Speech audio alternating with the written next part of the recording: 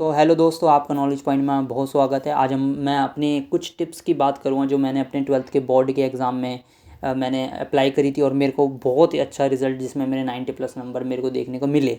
तो कुछ टिप्स जो मैं आपको बताऊँगा आपको ज़रूर कंसर्न करनी चाहिए, क्योंकि बोर्ड्स आने वाले हैं, 3-4 महीने हमारे पास बचे हुए हैं। उसके अंदर हमें सिलेबस कवर करना है। तो सबसे पहले टिप्स जो मैं आपको देना चाहूँगा वो होगी, take overview of the chapter. यानी कि आपको सबसे पहले कोई भी आपको पहले सिलेबस देख लेना है, सबसे पहले कि कितना सिलेबस है जल्द से जल्द। और उसके बाद आपको एक चैप्टर को ओवरव्यू लेना है। ओवरव्यू लेने के लिए आपको क्या करना है दोस्तों, आपको ऊपर से देख लेना है कि कौन कौन से टॉपिक्स हैं उसके अंदर। देख लीजिए, जैसे कोई चैप्टर है पॉलिटिकल साइंस के अंदर, तो देख लीजिए कि उसमें कौन कौन से इंपॉर्टेंट टॉपिक्स हैं। सारे टॉपिक पे एक बार नज़र डाल लीजिए। देन उसके बाद आपको क्या करना है, जो सेकंड टिप्स आती है काफ़ी इंपॉर्टेंट है, कि सबसे पहले आपको उन चैप्टर्स को पढ़ना है जो आपके लिए काफ़ी डिफ़िकल्ट होते हैं। क्योंकि जनरली हम क्या क्या गलती करते हैं दोस्तों, हम जो आसान चैप्टर होते हैं उनको पढ़ने में लग जाते हैं, और एंड तक आते आते जो मुश्किल चैप्टर्स होते हैं वो हमारे लिए पढ़ना बहुत ही मुश्किल हो जाता है। क्योंकि मुश्किल को जितना आप टालते रहेंगे तो वो चैप्टर्स और मुश्किल हो जाते हैं, और बोर्ड से आने से पहले पहले हमारा टाइम एग्ज़ाम से वो चैप्टर हम पे बिल्कुल नहीं पढ़े जाते। आप यकीन मानिए, क्योंकि मेरी ज्योग्राफी मैंने जब मेरे पास ज्योग्राफी थी 12th क्लास में, तो मैंने ज्योग्राफी में क्या करा था कि मैंने कुछ मैपिंग सेक्शन था जो मैंने छोड़ रखा था कि मैं बाद में उसको कर लूँगा। बट यकीन मानिए, मैंने बाद में जब उसको पढ़ने की कोशिश करी वो मेरे पे नहीं हो पाया, और जो कि मुझे बाद में काफ़ी डिफ़िकल्ट लगे। तीसरी टिप्स जो आपको मैं देना चाहता हूँ वो है, यूज़ टुडेज़ फ्री टेक्नोलॉजी। यानी कि आप ऐसे ज़माने में रहते हैं, इसमें कोई बताने की ज़रूरत नहीं है कि टेक्नोलॉजी कितनी है। यूट्यूब पर चैनल इतने सारे बने पड़े हैं जहाँ पर हज़ारों वीडियोज़ हैं।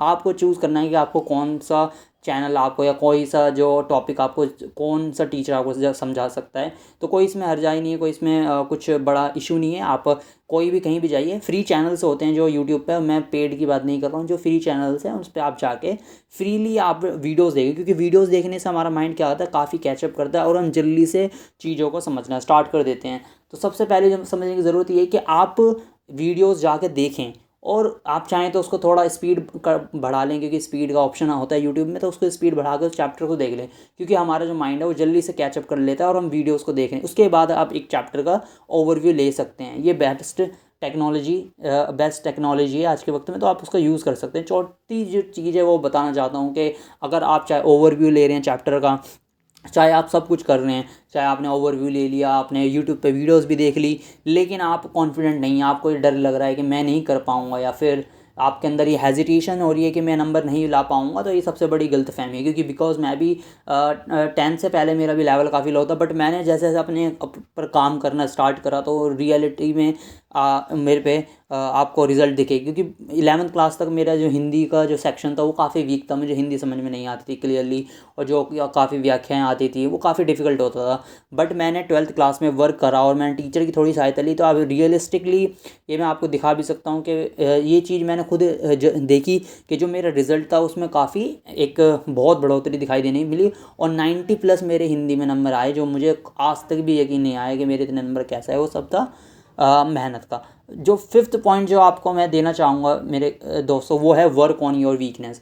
कि हम क्या कर लेते हैं, क्योंकि मैंने भी बहुत बड़ी गलती ये करी थी 12th क्लास के बोर्ड में और 10th में भी, कि मैं अपनी वीकनेस जो थी उस पर वर्क नहीं करा। जैसे कि मेरी इंग्लिश में बेटर था, बट मेरी जो इंग्लिश की स्पेलिंग मिस्टेक्स थी और इस इंग्लिश की जो भी प्रोनाउंसिएशन थी, खासकर स्पेलिंग मिस्टेक, वो उस पर मैंने नहीं करा, और जो कि मेरे इंग्लिश में मेरे को नंबर डिडक्ट हुए वो मैंने अपने आप, क्योंकि मैंने रीचेक के लिए भेजा था, तो उसमें मेरे नंबर काफ़ी कटे।